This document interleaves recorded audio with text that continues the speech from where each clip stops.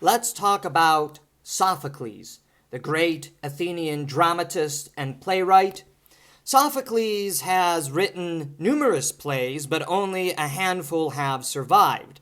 Two of the most famous being Oedipus Rex and Antigone. So let's concentrate on Antigone here. Antigone is a great play that follows what Aristotle says is the essence of tragedy.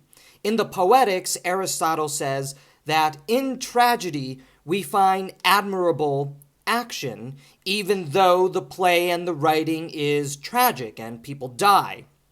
When you look at Antigone, this is clearly expressed to us in the two main characters who have a battle of wills against each other.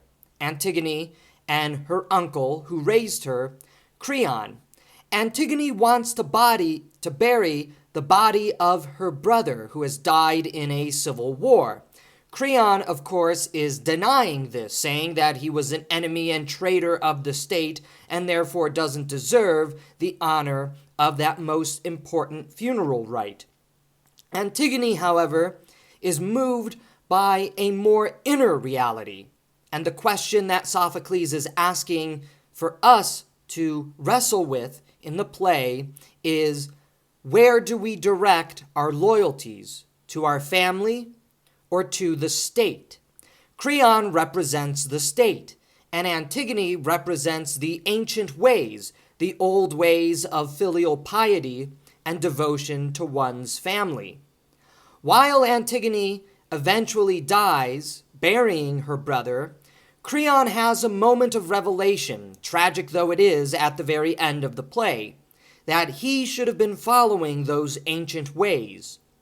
When you read Antigone then, especially in light of Aristotle, what is the admirable action? What is the moral mimesis, the moral imitation that we are meant to take away? It's that our first loyalty is always directed to the family and not to the state.